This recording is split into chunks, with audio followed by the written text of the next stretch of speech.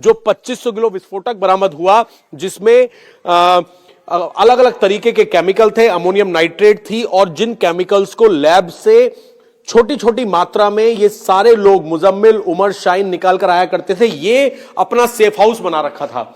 इस कमरे के अंदर की ही वो वीडियो आपने देखी। सबसे पहले जांच एजेंसी ने वीडियो बनाई तो यहां पर ये जो ओपन आंगन है, यहां पर कुछ अमोनियम नाइट्रेट और साथ ही केमिकल के कट्टे रखे हुए थे। ये जो पीछे आप देख रहे हैं, इस तरीके से रखने की एक जगह बनाई हुई थी, ईंटों के ऊपर यहां पर कट्टे रखे हुए थे।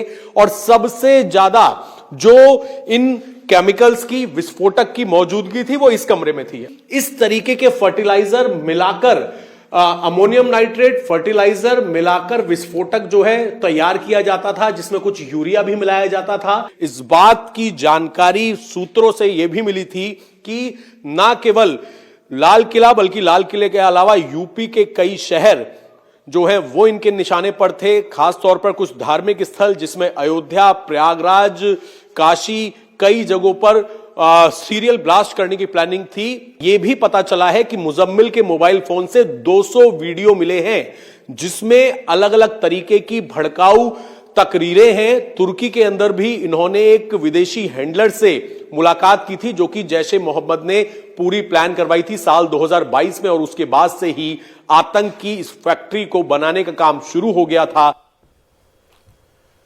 जांच एजेंसियों को आज एक और बात पता चली। जांच में सामने आया कि डॉक्टर उमर और मुजम्मिल ने विस्फोटक बनाने के लिए एक आटा चक्की और ग्राइंडर भी खरीदा था। इन दहशतगर्दों ने जो फर्टिलाइजर खरीदा था, उसे ये आटा चक्की में पीसते थे और अल फलाह मेडिकल कॉलेज की लैब से चुराकर लाए गए केमिकल्स की मदद से विस्फोटक तैयार करने की कोशिश कर रहे थे। आज एनआईए ने अल फलाह यूनिवर्सिटी के डॉक्टर जुनैद यूसुफ और डॉक्टर नासिर रशीद को पूछताछ के लिए हिरासत में लिया है और शक है कि ये दोनों डॉक्टर्स का दिल्ली ब्लास्ट में पकड़े गए टेरर मॉड्यूल के मेंबर से नजदीकी संबंध है। इसके अलावा आज एनआईए ने फरीदाबाद के धौज गांव के रहने वाले एक टेलर शब्बीर को भी डिटेन किया। शब्बीर का डॉक्टर मुजम्मिल के पास काफी आना जाना था। शब्बीर के घर से एनआईए को ग्राइंडर और मेल्टिंग फर्नेस मिले। शब्बीर की कपड़े की दुकान से आटा पीसने की मशीन और स्टेबलाइजर बरामद हुआ। जांच में पता चला कि मुजम्मिल इन मशीनों की मदद से विस्फोटक तैयार कर रहा था। खरीदे गए यूरिया को पीसकर आईईडी तैयार करने में जुटा हुआ था। यह काम वो धौज गांव में किराए पर लिए कमरे में करता था और इसी कमरे से करीब 350 किलोग्राम अमोनियम नाइट्रेट, इलेक्ट्रॉनिक सामान और आईईडी बनाने में इस्तेमाल होने वाले दूसरे सामान बरामद किए गए थे। अल फलाह यूनिवर्सिटी के बिल्कुल पास में धौज गांव, जहां पर एक हॉस्टल के अंदर कमरा नंबर 15 के अंदर मुजम्मिल ने आईडी बनाने का पूरा सामान रखा हुआ था। 358 किलो विस्फोटक और साथ ही डेटोनेटर, टाइमर, इसके अलावा तार, आईडी बनाने का पूरा सामान बरामद किया गया था। उसी कमरे से ग्राइंडर और आटा पीसने की मशीनें भी बरामद की हैं और यह आरोप है कि यूरिया को पीसा करता था मुजम्मिल इसके अंदर, और उसके बाद जो लैब से कुछ केमिकल चुराता था, उनकी मदद से विस्फोटक तैयार किए जाते थे।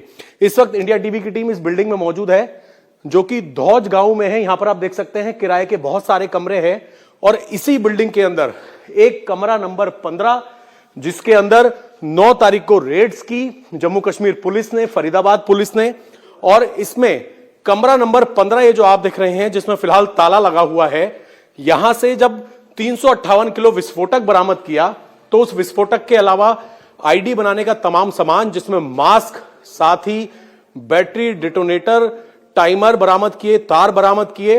उसके साथ ही जानकारी यह मिली है कि मुजम्मिल की निशानदेही पर शब्बीर नाम के एक ड्राइवर को पुलिस ने हिरासत में लिया। उससे पूछताछ की तो शब्बीर ने यह खुलासा किया कि जो मुजम्मिल है वो ड्राइवर के घर पर एक नया ग्राइंडर और साथ ही आटा पीसने वाली जो एक मशीन होती है वो नई खरीद कर लेकर गया था और ये बताया था कि उसकी बहन की शादी है और बहन की शादी में गिफ्ट देने के लिए वो ये ग्राइंडर और आटा पीसने की मशीन उसे गिफ्ट देने के लिए लेकर आया है। उसके बाद इन्हीं दोनों मशीन को मुजम्मिल लेकर आता है धौज के इस कमरा नंबर 15 में, जहां पर वो रहा करता था, जहां पर जांच एजेंसी ने तमाम तरह के विस्फोटक बरामद किए थे।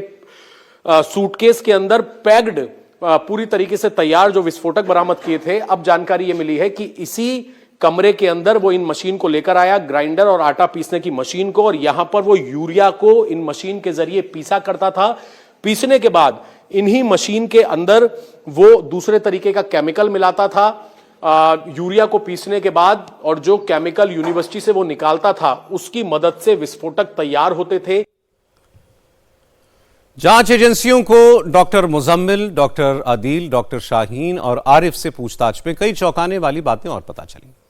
अब तक जांच में यह साफ हो गया है कि इस व्हाइट कॉलर टेरर मॉड्यूल की सबसे खतरनाक और शातिर मेंबर डॉक्टर शाहीन सैयद थी। शाहीन कम उम्र की मुस्लिम लड़कियों को ब्रेन वॉश करके, रेडिकलाइज करके उन्हें ह्यूमन बॉम्ब बनने की तरह इस्तेमाल भी करना चाहती थी। डॉक्टर शाहीन के मोबाइल से जो डिलीटेड डेटा रिट्रीव हुआ उससे पता लगा कि डॉक्टर शाहीन ह्यूमन बॉम्ब तैयार करने के लिए पाकिस्तान से खास किस्म के एक्सप्लोजिव मंगवाने की कोशिश कर रही थी। इस काम में शाहीन ने हिजबुल मुजाहिदीन के आतंकियों से मदद मांगी थी। शाहीन कोड वर्ड में ह्यूमन बॉम्ब के लिए मुजाहिद जंगजू ये लिखा करती थी। इसके लिए वो ऐसी मुस्लिम महिलाओं को तलाश रही थी जिनकी उम्र कम हो, जो अकेली हो, तलाकशुदा हो। इन महिलाओं की ट्रेनिंग की जिम्मेदारी भी शाहीन ने ली और पूरे ऑपरेशन का नाम रखा था मिशन काफिर। ह्यूमन बॉम्ब तैयार करने के साथ साथ शाहीन अपने इस व्हाइट कॉलर टेरर नेटवर्क की एक बी टीम भी तैयार कर रही थी। इंडिया टीवी के संवाददाता विशाल प्रताप सिंह ने बताया कि यूपी की एंटी टेरर स्क्वाड को इस बात के सबूत मिले हैं कि डॉक्टर शाहीन अपने अलावा कुल 25 डॉक्टर्स की एक टीम बनाना चाहती थी। उसकी साजिश 5-5 डॉक्टर्स की ऐसी 5 टीमें बनाने की थी। उसने अपने टेरर मॉड्यूल के 5 प्राइमरी मेंबर्स को अपने साथ 5-5 और लोगों को जोड़ने का टारगेट दिया और साजिश ये थी कि 5 प्राइमरी मेंबर्स सीधे शाहीन सैयद के कांटेक्ट में रहेंगे, जबकि हर ग्रुप के बाकी 4 मेंबर अपने ग्रुप के हेड को रिपोर्ट करेंगे। मतलब शाहीन के संपर्क में सिर्फ 5 ही लोग रहते, बाकी मेंबर्स को उसके बारे में भी कुछ पता ना होता। 5 ग्रुप्स एक दूसरे के साथ भी कांटेक्ट में नहीं रहेंगे। मकसद यह था कि अगर किसी एक ग्रुप के मेंबर तक पुलिस पहुंच जाए तो भी जांच एजेंसियों को दूसरे ग्रुप के लोगों के बारे में पता ना चले। प्राइमरी मेंबर्स के तौर पर डॉक्टर शाहीन ने सहारनपुर में अदील अहमद राथर को, कानपुर में डॉक्टर आरिफ को और लखनऊ में अपने भाई परवेज अंसारी को जोड़ा था। इन तीनों को अपने अपने ग्रुप में 5 मेंबर्स और जोड़ने की जिम्मेदारी दी। 2 और जिलों में भी ऐसे ही टेरर मॉड्यूल्स खड़ा करना चाहती थी। जांच एजेंसियां डॉक्टर्स के इस टेरर मॉड्यूल के बैंक खातों की भी जांच कर रही है। इस पड़ताल से कई चौंकाने वाली बातें सामने आई। डॉक्टर्स शाहीन, अदील, आरिफ और परवेज के बैंक खातों से पिछले 7 साल के दौरान करीब 40 करोड़ रुपए के ट्रांजैक्शंस हुए। 6 नवंबर को इनके बैंक अकाउंट से कई लाख रुपए विड्रॉ किए गए, जबकि कुछ खाते ऐसे हैं जो 2021 के बाद से पूरी तरीके से डीएक्टिवेटेड है। डॉक्टर्स के इन बैंक खातों में एक खास तरह का पैटर्न देखने को मिला। कुछ खातों में हर हफ्ते 2 से 3 बार 20 से 25 हजार के ट्रांजैक्शंस होते थे। कुछ खाते ऐसे हैं जिनमें हर 15 दिन में पैसे डाले गए और अगले दिन भेजे गए बैंक अकाउंट से पैसे निकाल लिए गए। डॉक्टर्स ने ऑनलाइन ट्रांजैक्शन बहुत कम किए। बड़ी रकम का भी एक खास पैटर्न देखा गया। हर महीने की 25 से 28 तारीख के बीच 1,01,000 रुपए, 2,01,000 रुपए ऐसी रकम डाली गई। अब इस पैटर्न को डिकोड करने की कोशिश की जा रही है। हालांकि डिफेंस एक्सपर्ट्स का मानना है कि इसमें सीधे सीधे जैश ए मोहम्मद का फुटप्रिंट नजर आता है। देर सवेर जांच एजेंसियां इसके पुख्ता सबूत भी ढूंढ निकालेंगी। पाकिस्तान की जो डीप स्टेट है या पाकिस्तान की जो स्टेट है, पाकिस्तान में politician, military, ISI, intelligence, army, इनमें कोई डिफरेंस नहीं है। इन सब का एक ही एजेंडा है कि इंडिया में किसी तरह से हलचल फैला के रखना, इंडिया में टेररिज्म फैला के रखना। Pakistan was very much involved in what happened in Delhi red fort blast. तो पाकिस्तान की डीप स्टेट और जैश ए मोहम्मद एक है। जैश ए मोहम्मद जो है पाकिस्तान डीप स्टेट का ही प्रोडक्शन है। उसको सपोर्ट ही नहीं, वो पूरा उसको training, facilities, supporting, housing, funding और फिर टेररिस्ट को इन्फिल्ट्रेट करना इंडिया के अंदर, पाकिस्तान आर्मी की पोस्ट के थ्रू, लाइन ऑफ कंट्रोल या किसी थर्ड कंट्री के थ्रू। तो जैश ए मोहम्मद पाकिस्तान डीप स्टेट का एसेट है। और ये जो टेरर ब्लास्ट हुए, जो टेरर रिकवरीज हुई हैं, ये पूरी तरह से जैश ए मोहम्मद और पाकिस्तान सपोर्टेड है। अभी इन्वेस्टिगेशन चल रही हैं and I am very sure proof के साथ हमारी national investigation agency NIA proof के साथ इस बात को प्रूव करेंगे। इस व्हाइट कॉलर टेरर ग्रुप के बारे में जो खुलासे हो रहे हैं उससे उनके खतरनाक इरादों और खौफनाक साजिश का पता चलता है। सुरक्षा एजेंसियों की तारीफ करनी चाहिए कि एक छोटे से क्लू मिलने के बाद पुलिस ने जम्मू कश्मीर से लेकर सहारनपुर और फरीदाबाद तक इस टेरर गैंग के ज्यादातर मेंबर्स को पकड़ लिया। इनका एक साथी उमर मर गया, लेकिन बाकी मेंबर्स की पूरी कुंडली अब खंगाली जा रही है और जल्द से जल्द इनके सारे साथी पकड़े जाएंगे।